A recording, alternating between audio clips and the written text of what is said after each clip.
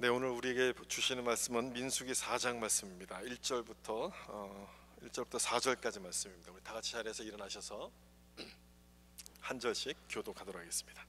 민수기 4장 1절 제가 먼저 읽겠습니다. 또 여호와께서 모세와 아론에게 말씀하여 이르시되 레위 자손 중에서 조상의 가문에 따라 집계할지니 곧 30세 이상으로 50세까지 회막의 일을 하기 위하여 그 역사에 참가할 만한 모든 자를 계수하라.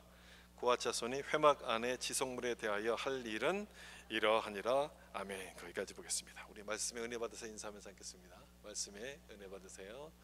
아멘. 우리 지난주에 이어서 레위인의 사명 두 번째 말씀을 좀 나누려고 합니다.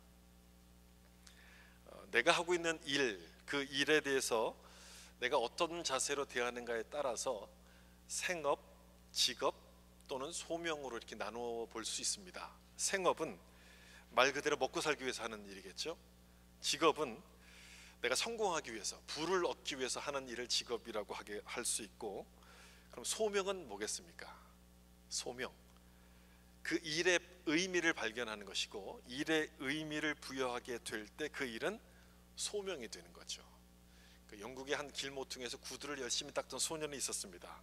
하루 종일 구두를 닦으면서도 이제 얼굴에 웃음이 이제 끊이질 않았어요. 사람들이 물었어요. 구두 닦는 일이 뭐가 그렇게 좋으니? 그랬더니 이 소년이 이렇게 대답합니다. 즐겁죠? 저는 지금 구두를 닦고 있는 게 아니라 희망을 닦고 있는 겁니다. 이 대답이 범상치가 않지 않습니까? 이 소년이 누구였냐면 올리버 트위스트 크리스마스 캐롤을 쓴 찰스 디킨스라는 사람입니다. 똑같은 일을 하더라도 그 일을 내가 어떻게 대하는가에 따라서 직업이 될 수도 있고 소명이 될 수 있음을 보여주는 그런 스토리인데, 오늘 본문이 기록하고 있는 레위인의 직무 역시도 마찬가지입니다. 하나님께서 맡겨주신 사명이긴 하지만 어떤 태도로 임하는가에 따라서 사명이 될 수도 있고 그냥 일이 될 수도 있습니다. 우리 지난주에 이 레위 지파를 하나님이 거룩하게 구별하셨고 이스라엘 백성들의 장자를 대신해서 이들을 삼으셨다, 취하셨다는 부분까지 살펴봤습니다. 그리고 그들에게 어떤 사명을 주셨는가 하는 내용이 이제 오늘 본문에 나오게 되는데, 그 사역의 내용과 함께 무엇을 강조하고 있냐면 어떤 자세로 임할 것인가를 강조하고 있습니다. 사명이 단순한 일로 끝나면 안 되는 거 아니겠습니까? 그래서 어떤 태도로 임할 것인가를 강조하시는 말씀인데 굉장히 중요한 말씀이라 저는 생각합니다. 우리 역시 이 시대에 레위인으로 부름받는 자들 아닙니까? 우리 역시 마찬가지이기 때문에 어떤 자세로 대하는가에 따라서 하나님의 사명을 우리 감당할 수 있는 사람으로 준비가 되는 것이죠. 4절을 좀 보시면 레위의 아들이 3명이 있었어요. 게르손, 고핫, 무라리, 3명의 아들이 있었고 그들로부터 자손들이 쭉 번성해 나갔는데 그 중에 고핫 자손의 직무를 여기서 먼저 설명합니다. 고핫 자손이 회막 안의 지성물에 대하여 할 일은 이러하니라. 회막 안의 지성물이라고 되어 있죠. 회막은 성막을 가리키는 것이고 성막에서 쓰는 거룩한 물건을 말하는데 그거를 이제 이 사람들이 맡아라, 이제 이 말씀인 거예요. 이 성막의 구조를 여러분들이 좀 보시면 이해하기가 훨씬 수월할 텐데, 성막은 이 그림처럼요 3부분으로 이루어졌습니다. 여기가 성막 뜰이고요, 요게 이제 성막인데 요 앞부분은 성소, 뒷부분은 지성소, 이렇게 3군데로 이제 분류가 되어 있어요. 이 맨 앞쪽인 성막 뜰에는 번제단이 있고요, 물두멍이 있어서 여기서 제물을 잡고 번제를 드려서 하나님께 제사를 드리게 됩니다. 요 텐트가 이제 성소인데 성소의 앞부분이 이제 성막인데 앞부분을 성소, 뒷부분을 지성소라 부르는데요. 안을 보면 이렇게 돼 있어요. 여기 앞부분, 뒤에요. 앞부분에는 3가지 물건이 있습니다. 여기 떡을 올려놓는 상이거든요. 이스라엘의 12지파를 상징해서 12개의 떡을 저기다 올려놓게 되고, 그 앞에는 이제 금초대가 여기 불을 밝히고 있습니다. 여기에는 이제 향을 피우는 분향단이 있죠. 제사장들은 저기 가서 향을 피워야 되는데, 그때 우리 지난주에 본 것처럼 아론의 큰아들 나답과 아비후가 다른 불을 가지고 여기다 불을 피다가 이제 죽임을 당하는, 그게 이제 바로 저 분향단이었어요. 그리고 여기 커튼으로 여기 이렇게 막혀 있습니다. 이 커튼을 휘장이라 부르고 그 뒤에는 언약궤가 들어 있습니다. 민수기 4장에는 증거궤, 또는 법궤 이런 이름인데 다 같은 이름이에요. 언약궤, 법궤, 증거궤 다 같은 이름인데 언약궤가 딱 있습니다. 여기 언약궤는 하나님의 임재를 상징하는 것이거든요. 그래서 따로 구분했어요. 커튼을 통해 따로 구분하면서 저기는 하나님이 계신 곳이란 뜻에서 지극히 거룩한 곳이라는 뜻에서 지성소 이렇게 부릅니다. 영어로는 The Most Holy Place. 이 앞부분은 그냥 Holy Place고 뒤는 Most Holy Place, 지성소라고 이렇게 불러요. 이런 모습이 이제 성막인데 지금 이스라엘 백성들이 광야를 지금 이동하고 있는 중 아니겠습니까? 이동하려면 성막을 걷어야 돼요. 걷고서 이걸 옮겨야 되잖아요. 그 일을 누가 맡았냐면 레위인들이 맡은 거예요. 다시 본문의 4절을 보시면 그 중에서 레위인들 중에서 고핫 자손이 뭘 맡았냐고 하냐면 지성물, 성막 안에서 쓰고 있는 기구를 운반하는 일을 이제 그 고핫 자손들이 맡았는데 여기서 주목해야 될 게 뭐냐면요, 이들이 맡은 것 중에 언약궤가 그 안에 있었다는 거예요. 언약궤를 옮기는 일을 맡았다는 거예요. 여러분 성막에서 아까 그림에서 본 것처럼 가장 중요한 물건이 뭘까요? 저 중에서 가장 중요한 거 당연히 하나님의 임재를 상징하는 언약궤가 가장 중요해요. 언약궤가 없으면 저 성막 자체가 이제 이루어지지 않으니까 언약궤가 가장 중요한데 그걸 누가 옮기라고 맡기셨냐면 고핫 자손들이 옮기라고 이걸 맡기신 거예요. 레위의 세 아들 중에 장남은 게르손이에요. 근데 게르손에게 맡기지 않고 고핫 자손에게 이걸 맡기고 고핫 자손을 가장 먼저 여기서 언급하고 있는 것은 이들이 맡은 역할이 이 언약궤를 운반하는 아주 중요한 역할이기 때문에 이들을 가장 먼저 언급을 합니다. 어떻게 이 성막을 걷고 움직이게 되냐면 이제 이동할 때가 되면 제사장들이 먼저 와가지고 이 성막을 이렇게 쌉니다.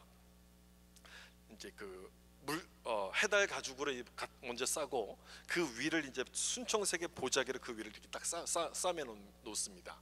그러면 고핫 자손들이 와가지고 그 언약궤에다가 막대기를 끼우고 어깨에다 메고 이 네 사람이 이제 운반을 하게 돼요. 그러니까 제사장은 이거 언약궤를 싸는 역할을 감당했고 고핫 자손은 그거를 운반하도록 했는데 이걸 누가 이렇게 하라고 말씀하셨냐면 하나님이 하라고 말씀하신 거예요.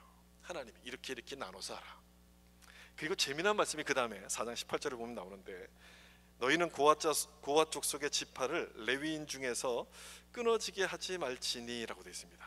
이 고핫 자손들이 없어지면 안 된다 그 뜻인 거예요. 끊어지게 하지 말지니.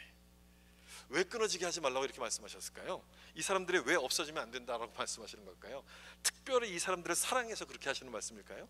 물론 아니죠. 그런 뜻이 아니에요. 이 사람들이 없으면 뭘 운반을 못하는 겁니까? 언약궤를 운반을 못하는 거예요. 그러니까 이 사람들은 반드시 있어야 되는 사람이에요. 이 사람들을 편애해서 하시는 말씀인 것처럼 보이지만 그게 아닌 거죠. 언약궤를 운반하는 일을 맡아야 되는 것이고 이 언약궤를 운반하는 것은 목숨이 걸려있는 아주 위험한 일이었어요. 이걸 만지기만 해도 죽는 거예요. 그 안에 뭐가 들었는지 보기만 해도 죽는 거예요. 이걸 어깨에 메고 가다 실수로 이 언약궤에 닿기만 해도 죽어요. 얼마나 위험한 일이에요. 그러니까 제사장들은 이걸 아주 잘 쌓아야 됩니다. 그 안에 보이지 않도록 잘 쌓아야 되고 이 사람들이 이걸 잘 메고 가도록 조심하도록 지휘를 해줘야 돼요. 따라서 이 말씀은 이 고핫 족속을 편애해서 사랑하셔서 하시는 말씀이기보다는 사명이 큰 만큼 책임도 크다는 것을 보여주시는 그런 말씀으로 우리가 이해를 해야 되는 거예요. 이런 일을 맡았으니 여러분 어깨가 얼마나 이렇게 올라가겠어요. 난 언약궤를 운반하는 사람이야 막 자랑할 수도 있잖아요. 그리고 교만해질 수도 있잖아요. 그렇게 되다가는 언제든지 끊어질 수 있다는 것을 기억하고 겸손하라고 주시는 말씀이라는 거죠. 그 다음에 고핫 자손은 이걸 옮겼고요. 게르손 자손은 뭘 옮겼냐면 그 그림에서 본 것처럼 성막이 이렇게 텐트로 되어 있잖아요. 그 텐트를 옮기는 것, 또 휘장을 옮기는 것, 성막 뜰에 이렇게 쳐져 있는 그 텐트들, 모든 천들을 이것들을 옮기는 일을 게르손 자손이 했고, 그 다음에 마지막에 있는 무라리 자손은 뭘 했냐? 성막의 그 기둥 그리고 받침, 성막 사이를 연결해주는 그 판자들, 널판지들 이런 것들을 옮기는 일을 무라리 자손들이 했어요. 제일 무거운 걸 옮겼죠, 이 사람들이요. 제일 무거운 걸 옮기다 보니까 기분이 별로 좋지는 않았을 거예요. 이런 생각이 안 들었겠어요? 저 사람들은 천을 옮기는데 왜 우리는 이 기둥을 옮겨야 돼? 왜 나만 이렇게 힘든 일을 할까? 이런 생각이 들지 않았겠습니까? 그런데 중요한 것은 뭐냐면 이 모든 직무를 누가 맡기셨는가 하는 부분이거든요. 누가 맡기신 거예요? 하나님이 맡기신 거예요. 너는 이걸 하고 너는 이걸 하고 하나님이 이 모든 것들을 맡기셨다는 거예요. 따라서 하나님이 맡기셨기 때문에 이것이 힘들다고 해서 못한다라고 할 수 없다는 겁니다. 제사장들을 보니까 가만히 서서 이거 하세요 저거 하세요 이렇게 지시만 되래요. 그걸 보니까 너무너무 쉬워 보이는 거예요. 아, 그러니까 나도 저거 할래요, 나도 제사장 할래요. 그럼 여러분 할 수 있는 겁니까? 아니에요. 할 수가 없어요. 왜냐? 제사장은 누구만 할 수 있냐면 아론의 자손만이 제사장을 할 수가 있는 거예요. 하나님이 그 일을 그 사람들에게 맡기셨다는 거예요. 하나님이 주신 징부라는 거예요. 이 제사장의 겉모습만 봐서 그렇지 쉬워 보이는 거지 사실은 쉽지 않습니다. 굉장히 어려운 일이에요. 아까도 말씀드린 것처럼 그 분향단에 불 하나도 잘못 사용하면 이들은 죽어요. 언제 죽을지 모르는 사람이에요. 그러니까 성소에 들어갈 때마다 이 사람들 늘 긴장을 해요. 그래서 성소에서 나오면 살아있는 게 기적인 사람들인 거예요. 그래서 이 사람들의 일을 절대 부러워할 만한 일이 아니라는 거예요. 그러니까 성전 안에서 하는 모든 일들은 쉬운 것도 없고 어려운 것도 없고 전부 다 거룩하고 전부 다 중요한 일이 된다는 거예요. 누가 맡기셨기 때문에 그렇습니까? 하나님이 맡기셨기 때문에 그렇다는 거예요. 하나님이. 그렇다면 여러분 이런 생각이 들지 않습니까? 성전에서 하는 일이 다 중요한 거면 그럼 좀 여러 사람에게 골고루 좀 맡기시지 왜 이 지파에는 요것만 맡기셨을까? 뭐 그런 생각이 들지 않습니까? 왜 저기 고앗 자손에게는 언약궤를, 게르손에게는 천막을, 또 무라리 자손에게는 기둥을 맡기셨을까? 각각 다르게 맡기신 이유가 도대체 뭘까? 여러분 궁금해지죠. 여기서 우리가 발견할 수 있는 것은요, 어떤 자세로 그 일을 할 수 있을 것인가를 배우게 됩니다. 요 부분에서 왜 일을 다르게 맡기셨는가? 그 부분에서 하나님이 일을 다르게 맡기신 것은 분명한 이유가 있어요. 뭐냐면 그 일을 그 사람이 할 수 있기 때문에 맡기신 거예요. 그 사람에게 적합한 일이기 때문에 맡기셨다는 것이고, 다시 말하면 그 일을 감당할 수 있는 힘을 그 사람들에게 하나님이 주셨다는 거예요. 그래서 그 일을 맡기시는 거예요. 그 세 명의 형제 중에서 누가 제일 불만이 많았겠어요? 무거운 걸 옮기는 무라리 자손이 불만이 많았겠죠. 기둥과 받침을 옮기려면 힘이 좋아야 되지 않겠습니까? 근데 정말 이 사람들은 힘이 좋았어요. 다른 형제들에 비해서 힘이 아마 좋았을 거예요. 어떻게 알 수 있느냐? 이 세 형제들의 자손의 숫자가 여기 다 나와요. 계수한 숫자가. 그 계수한 숫자를 딱 보면요, 무라리 자손은 다른 형제들보다 400에서 500명 정도가 훨씬 더 많았어요. 사람이 많다는 것은 그 일을 할 수 있는 능력을 이 사람들이 받았다는 거예요. 힘든 일을 주셨다면 그걸 감당할 수 있는 힘도 함께 하나님이 주셨다는 것을 여기서 말씀하는 것이죠. 따라서 왜 나만 힘든 일을 합니까? 라고 불평할 필요가 전혀 없는 거예요. 우리 재능에 따라 주신 거예요. 우리가 할 수 있는 거, 우리에게 맞는 일을 주신 것이고 우리가 좋아하는 일을 하도록 하나님께서 맡기신 거예요. 여러분 싫어하는 일을 평생 할 수 있겠습니까? 내가 좋아하지도 않고 내가 잘하지도 못하는 일을 계속 할 수는 없는 것 아니겠습니까? 지금 여러분이 하고 있는 일도 마찬가지 아닙니까? 여러분 내가 하고 있는 일이 그렇게 뭐 100% 좋아하진 않더라도 나의 능력에 맞는 것 아닙니까? 나의 재능에 맞는 일이고 내가 좋아하는 일을 지금 우리가 하고 있지 않습니까?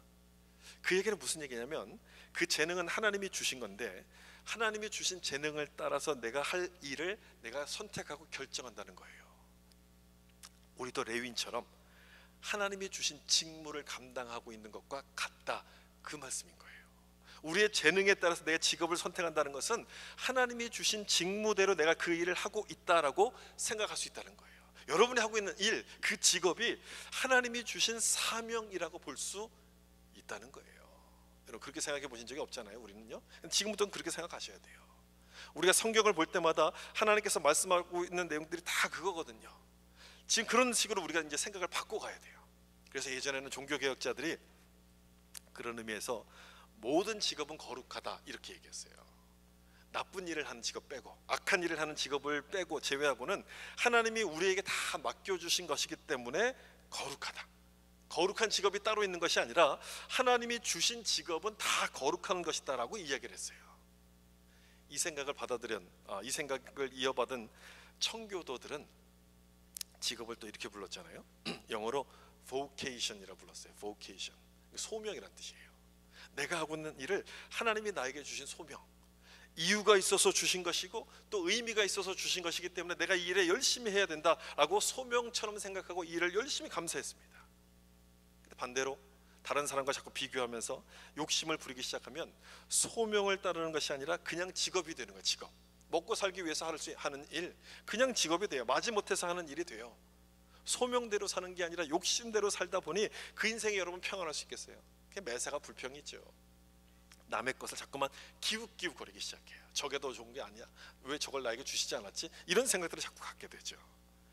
좋은 예가 성경에 나오는데 모세에게 반기를 들었던 고라 자손이라는 사람들이에요. 이 고라가 우리가 지금 여기서 살펴보는 고핫의 손자거든요. 손자. 자기도 레위인인 거예요. 그 무슨 일을 맡았어요? 뭘 옮기는 사람이에요? 언약궤를 옮기는 사람들인 거잖아요. 그러니까 자기가 볼 때는 모세나 나나 비슷해 보이는 거예요. 그 모세의 자리가 탐나기 시작했어요. 하나님께서 당신에게만 얘기하시는 것이 아니고 우리에게도 말씀하시는데 왜 당신 모세만 리더의 자리에 있습니까? 라고 반기를 딱 들었어요. 결과가 어떻게 됐을까요? 하나님께서 이들을 진노의 불로 심판하십니다. 진노의 불로 심판하세요. 모세에게 그런 직무를 주신 것은 누가 주신 거예요? 하나님이 주신 거거든요. 하나님이 주신 직무였기 때문에 이들이 모세에게 반기를 들었지만 모세에게 반기를 든 게 아니라 하나님께 반기를 들었다라고 하나님이 판단하시는 거예요. 그래서 이 사람들을 심판합니다. 그걸 반대했으니 하나님을 반대한 것과 같았다는 거예요. 제가 지금 말씀드리고 싶은 건 뭐냐면 우리가 하는 모든 일이 하나님이 주신 것이라고 우리 믿어야 된다는 것이고, 그렇게 믿을 때 그 일이 거룩한 직무가 되고 거룩한 사명이 될 수 있다는 거예요. 여러 가지 직업이 있고 여러 가지 모습의 일들을 우리가 하고 있지 않습니까? 그럼에도 불구하고 이 모든 것들이 하나님이 나에게 주신 것이라고 생각할 수 있는 마음들이 있어야 된다는 거예요. 뭐 거룩한 일은 따로 있는 게 아니죠.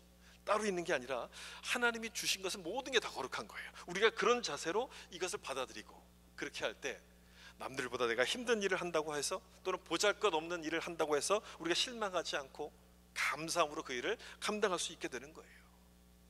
뭐 열심히 한다고 월급이 오르는 것도 아닌데 여러분 그런 생각 할 때가 있지 않습니까? 그런 생각을 많이 해요.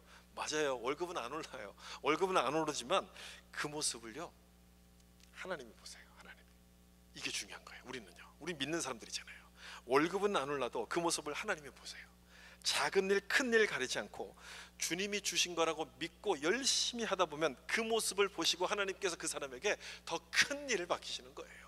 여러분 요셉이 바로 그런 사람 아닙니까? 요셉이 나중에 애굽의 총리로 오르게 되잖아요. 처음부터 애굽의 총리가 되지 않아요. 하나님께서 요셉을 바다까지 떨어뜨리십니다. 바다까지 노예가 되게 하시고 감옥에 가두세요. 바다까지 떨어뜨리게 하신 다음에 그 일에도 열심히 하는 그 모습을 보시고 요셉에게 애굽의 총리라는 더 큰 일을 이렇게 딱 맡기시는 거예요. 레위인에게 각각 다른 사명을 주셨다는 것을 보면서 그래서 생각하게 되는 말씀은 바로 이 말씀이에요. 이 말씀을 생각하게 되는데 여기 보세요. 골로새서 3장 23절 같이 한번 읽어볼까요? 무슨 일을 하든지 마음을 다하여 주께 하듯 하고 사람에게 하듯 하지 말라. 주께 하듯 하고 오라고 돼 있어. 이 말씀이 생각나요. 각각 다른 사명을 주신 것을 보면서 생각났던 말씀이 바로 이 말씀이에요. 주께 하듯 하고. 이게 우리에게 필요한 삶의 태도인 거예요. 사람에게 하듯 하면 우리가 하고 있는 일이요 먹고 살기 위해 사는 그냥 직업이 돼요. 그런데 주님께 하듯 하면, 주님을 바라보면서 하듯 하면 그 일이 소명이 되는 거예요. 소명.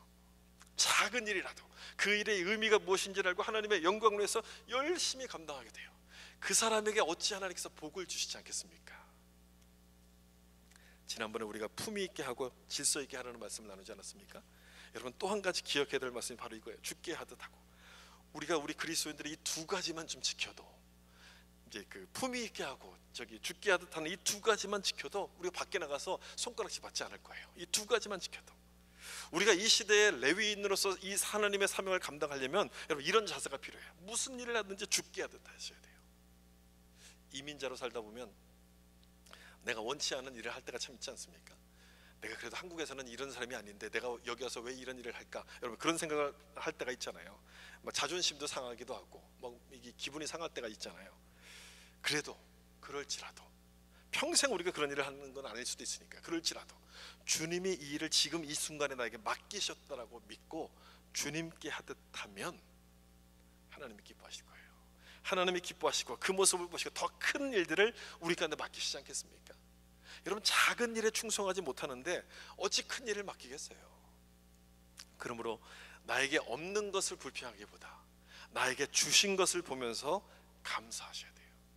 하나님은 나보다 나를 더 잘 아시는 분 아닙니까? 그런 하나님께서 안 주셨으면 이유가 있는 거예요.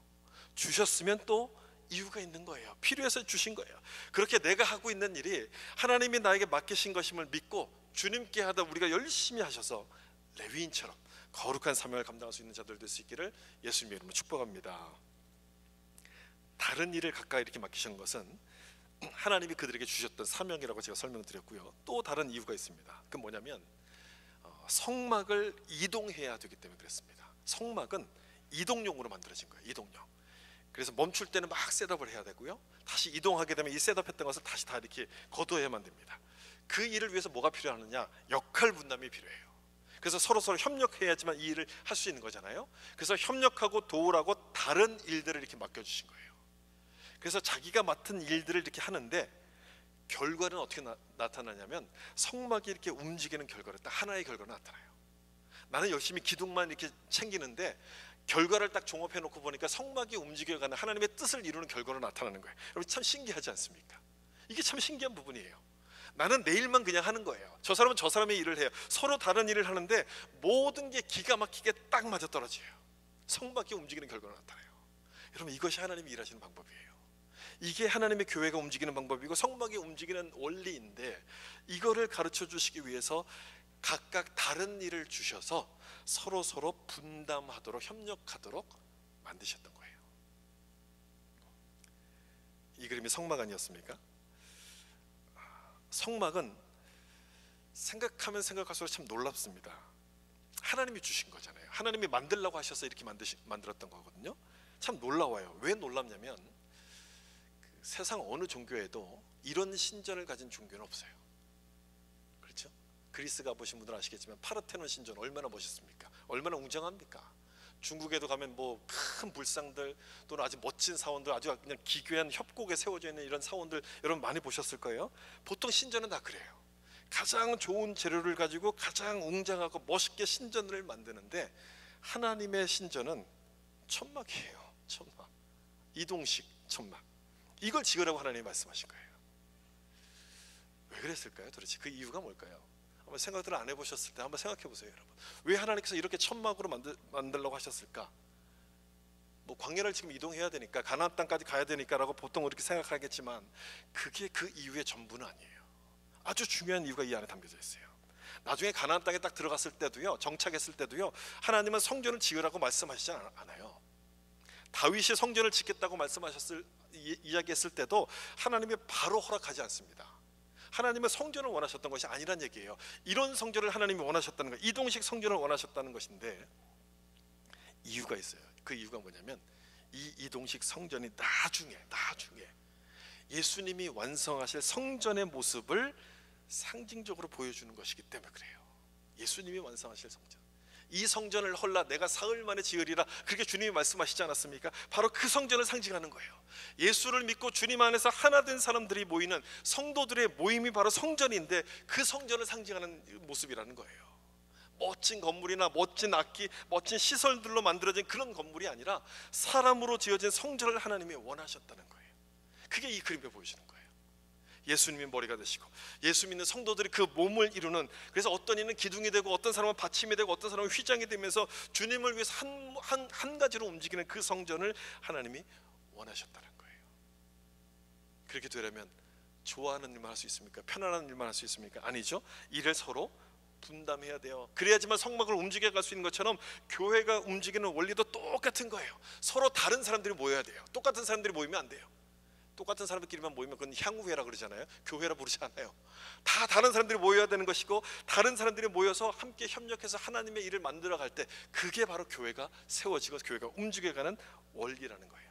이걸 위해서 반드시 필요한 게 뭐냐? 협력이에요. 협력. 우린 한계를 가진 사람들 아닙니까? 한계를 가진 사람. 아무리 모든 일을 잘하는 팔방미인이라고 할지라도 못하는 게 있어요. 못하는 게. 그러니까 팔방미인이잖아요. 그 더 이상 못하니까 팔방미인 아닙니까? 8가지만 하는 거예요. 더 이상 못해요. 그래서 각각 다른 일을 주셔서 나의 그 한계점이 뭔가를 알고 인정하고서 서로 협력하라고 하나님이 말씀하시는 거예요. 이런 협력이 그런 거 아닙니까? 내가 못하는 것이 있으면 인정해야지만 협력이 되는 것 아닙니까? 내가 다 할 수 있다면 협력이 안 되죠. 내가 혼자 나서게 되면 성막은 절대 움직일 수 없어요. 그런데 내가 못하는 것을 인정하고 서로 협력하게 되면 그때서야 이 성막이 움직이기 시작해요. 하나님의 교회가 움직여가는 거예요. 바울 사도는 이것을 우리 몸에 비유하잖아요. 교회의 머리는 예수님이시고 우리는 그 몸을 이루는 지체예요. 누구는 손이 되고 누구는 발이 되고, 그래서 우리 한 몸이 될 때 이 몸이 이렇게 움직여가는 것 아닙니까? 음식을 먹을 때 여러분 어떡합니까? 손이 막 일을 하잖아요. 음식을 만들고 열심히 준비해놓고 이 음식을 먹을 때도 손이 움직여서 내 입에다 집어넣어요. 그럼 누가 이제 먹는 건 누가 먹어요? 입이 먹어요. 일은 누가 해요? 손이 해요. 그러니까 불평이 많겠죠. 일은 내가 하는데 왜 먹기는 너가 먹냐, 이렇게 얘기가 나오겠죠. 그런데 입이 먹지 않으면 이 손도 어떻게 됩니까? 움직일 수가 없는 거예요. 입이 먹어줘야지만 에너지가 생겨서 이 손이 움직이는 것 아닙니까? 각각의 역할에 충실하게 될 때 몸이 하나가 되기 때문에 나와 다른 사람을 자꾸 비교하기보다는 내가 맡은 그 일에 최선을 다하는 거예요. 우리의 사명은 바로 이 성막을 움직이게 하는 것이 우리의 사명이거든요. 이동식 성전을 우리에게 주신 것은 바로 그런 의미가 있는 거예요. 맡은 일은 다 다르지만 그 맡은 역할에 충실하게 될 때 하나님의 뜻이 이루어져 간다는 거예요. 그러므로 모든 일들이 다 중요한 것이고 필요한 일이고 다 거룩한 일이에요. 나와 다른 은사를 가진 사람을 보면 여러분 질투하지 마시고, 아, 하나님은 저 사람에게 필요하니까 저걸 주셨구나 라고 생각하시면서 존중하셔야 돼요. 내가 그 사람보다 더 높아져야지라고 나서려고 하지 마시고요, 나의 한계를 인정하고 그 사람을 존중하게 될 때 교회는 하나님의 뜻을 위해서 움직이기 시작하는 거예요. 여러분, 좋은 기계는 소리를 내지 않습니다. 모든 부품이 딱 제자리를 찾고 제자리에서 이렇게 잘 돌아가기 때문에 소리가 나지 않는데요, 좋은 교회도 마찬가지로 생각해요. 좋은 교회는 소리가 나지 않아요. 자기 역할이 뭔지를 딱 알기 때문에 그 역할에서부터 서로 돕고 협력하면서 나가기 때문에 잡음이 나지 않아요. 아무리 작은 일이라 할지라도 소홀히 여기지 않고 존중하기 때문에, 서로를 존중하기 때문에 잡음이 소리가 나지 않아요. 저는 우리 교회가 그런 교회가 되길 소망해요. 우리 교회가 그런 모습이 되길 소망해요. 여러분들 그렇게 소망하시죠? 서로의 그 다름을 인정하고 존중하는, 그렇게 내가 맡은 일이 그냥 일이 아니라 하나님이 나에게 주신 직무 소명임을 알고 최선을 다하게 될 때 하나님의 뜻을 이루는 움직이는 교회가 될 거라고 믿습니다. 그 다음에 민수기 4장 3절 말씀 볼까요? 같이 한번 읽어보겠습니다. 곧 30세 이상으로 50세까지 회막의 일을 하기 위하여 그 역사에 참가할 만한 모든 자를 계수하라. 몇 살부터 계수합니까? 몇 살부터? 30세 이상. 전쟁에 나갈 사람을 계수할 때는 몇 살부터였어요? 20세 이상을 계수했는데 이 사람들은 레위인들이에요. 성전 일을 할 레위인을 계수할 때는 30살부터 계수하라고 되어 있습니다. 무슨 뜻이겠습니까? 왜 다르게 하라고 말씀할까요? 30살부터 계수하라는 의미가 뭘까요? 적어도 30은 돼야지 성전 일을 할 만큼 성숙하다는 뜻이겠죠. 그래서 예수님도 몇 살부터 하나님의 일을 시작하시기 시작했어요? 공생에 몇 살부터 시작합니까? 30부터 하세요. 예수님도요. 30살 때부터 공생애를 시작해요. 지금 우리가 생각하려고 하는 것은 뭐냐면 사명이 일이나 직업이 아닌 소명이 되기 위해서 어떤 태도가 필요한가, 이걸 지금 우리가 생각하는 거잖아요. 어떤 자세가 필요한가 생각하는데, 여기 30부터 50까지라는 이 나이 속에도 그 의미가 담겨져 있어요. 두 가지 의미가 있는데요, 30부터 50까지라는 그 말씀의 의미는 일할 때가 있다는 거예요. 정해져 있다는 거. 그리고 다른 하나는 이때가 일할 수 있는 전성기이기 때문에 그 시간을 주님께 드리라, 이런 뜻이 있는 거예요. 일할 때가 있어요. 내가 원한다고 아무 데나 할 수 있는 게 아니에요. 또 뒤로 이렇게 밀어놔도 안 되는 거예요. 일할 때가 있기 때문에 그 시간이 지나가 버리면 기회가 오지 않는 거예요. 일할 때가 있다는 말씀이에요. 따라서 때를 분별하는 게 굉장히 중요한 일이에요. 지금 이때가 하나님이 일을 할 때인가 아닌가, 지금 이때를 하나님이 원하시는가 원하지 않으시는가를 그걸 분별하는 게 굉장히 중요해요. 여러분, 예수님도 30의 공생애를 시작하셨거든요. 그런데 그때 시작하셨지만 하나님의 때를 예수님이 계속 기다리십니다. 가나 혼인잔치에서 포도주가 떨어졌다고 어머니 마리아가 딱 이야기했을 때 예수님이 뭐라고 대답하십니까? 아직 내 때가 이르지 않았습니다, 이렇게 얘기해요. 그러다가 이방인들이 예수님을 딱 찾아오게 됐을 때 예수님께서 뭐라 말씀하셨냐면, 인자가 영광을 얻을 때가 왔도다, 이렇게 말씀하세요. 때를 이렇게 구별하신 거예요. 분별하신 거예요. 일할 때가 있다는 것을 이렇게 아신 거예요. 만약 그 때를 모르는 사람이라면 아무 때나 나서겠죠. 아무 때나 나서다가 그 일을 망치게 될 것이고, 아니면 일할 수 있는 그 시기를 놓쳐서 후회하게 될 거예요. 그래서 때가 있는 것을 아는 사람이라면 내 인생의 전성기, 그 베스트 타임을 하나님을 위해서 씁니다. 내 인생의 베스트 타임을 하나님께 드려요. 이런 말을 하시는 분들이 종종 있어요. 지금은 열심히 일할 때니까 나중에 제가 은퇴하고 나면 교회 가서 열심히 봉사하겠습니다. 은퇴하고 나면 교회 봉사하겠습니다. 이런 말을 하시는 분이 계신데, 여러분들은 어떻게 생각하십니까? 그 말에 대해서. 그 말에 대해서 동의하세요? 아니면 어떻게 생각하십니까? 만약에 하나님께서 우리를 사용하신다면 여러분 생각에는 언제가 좋을 것 같으세요? 하나님이 우리를 사용하신다라고 하면 언제가 좋을 것 같습니까? 힘이 있을 때일까요? 아니면 은퇴한 다음일까요? 힘이 다 빠졌을 때일까요? 언제가 좋을 것 같으세요? 대답하시기가 곤란해서 대답 안 하시는 것 같기도 한데, 물론 하나님은 뭐 은퇴한 다음에도 사용하실 수 있으니까 상관은 없겠지만 우리가 볼 때는 힘이 있을 때가 훨씬 더 좋을 것 같아요. 이 무디 목사님이라는 분이 한 분을, 어떤 사람을 전도했는데 이 사람이 그렇게 대답을 한 거예요. 전도할 때마다 이렇게 대답해요. 지금은 내 인생을 즐기고 싶어요. 그냥 좀 놔두세요. 나중에 은퇴하고 나서 시간이 나면 그때 가서 예수를 믿겠습니다라고 얘기를 한 거예요. 전도할 때마다 이 얘기를 해요. 그런데 어느 날 이 사람이 아파서 병원에 입원했다는 소식을 들었어요. 그래서 이 무디 목사님이 그 병원에 병실에 시든 꽃다발을 이렇게 보내요. 시든 꽃다발. 다음 날 병원을 찾아갔어요. 묻죠. 왜 저에게 시든 꽃다발을 보냈습니까? 여러분 뭐라고 대답했을지 짐작이 가죠. 이렇게 대답했어요. 당신의 인생의 황금기를 다 보내고 난 다음에 남은 시간을 하나님께 드린다고 하면 하나님께서 그 시든 꽃을 좋아하시겠습니까? 그렇게 대답을 했대요. 물론 나이가 들어서 봉사를 못한다 이런 얘기는 아니죠. 그런 뜻이 아니고요. 하나님께 봉사하고 헌신할 수 있는 베스트 타임이 있는데 그 시간을 놓치지 말라는 말씀인 거예요. 베스트 타임을 놓치지 말라는 거예요. 내 인생의 전성기를 하나님께 드릴 수만 있다면 여러분 하나님이 얼마나 기뻐하시겠습니까? 나중에 기운이 빠지고 힘이 빠져서도 드릴 수 있지만 그때보다 힘이 있을 때 하는 것이 얼마나 좋겠어요. 지금 힘이 있을 때 주님을 위해서 살기로 결단한다면, 그 시간을 드린다면 하나님도 기뻐하시지 않겠어요? 여러분 우리 인생의 베스트 타임이 있어요. 언제인지 아십니까? 그때가 베스트 타임이. 이 말씀 보세요. 여기 나와요. 고린도후서 6장 2절 같이 한번 읽어보겠습니다. 시작. 보라 지금은 은혜 받을 만한 때요, 보라 지금은 구원의 날이로다. 아멘. 우리 인생의 베스트 타임이 언제라고 지금 말씀하고 있어요? 지금이라는 거예요. 지금요. 지금이 베스트 타임이라는 거예요. 지금이 은혜 받을 만한 날이고 지금이 구원받을 날, 지금이 중요하다는 거예요.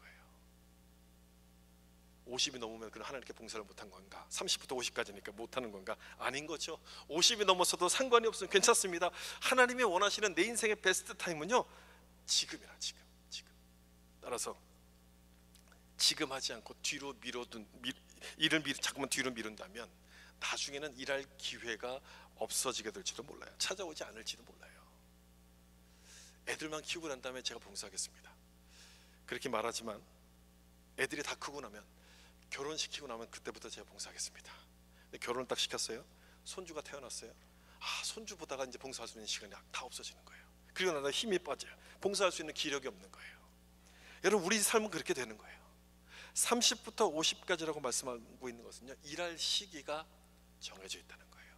그때를 놓치면 더 이상 기회가 없다는 거예요. 마냥 기회가 주어진다는 것이 아니고 하나님이 우리에게 주신 기회가 있다는 거예요. 여러분 혹여나 하나님과 약속해놓고서 뒤로 미룬 것들이 있다면, 아직 그 약속을 지키지 못하고 뒤로 미룬 것들이 있다면 그것을 다시 한번 좀 생각해 보시면 좋겠어요.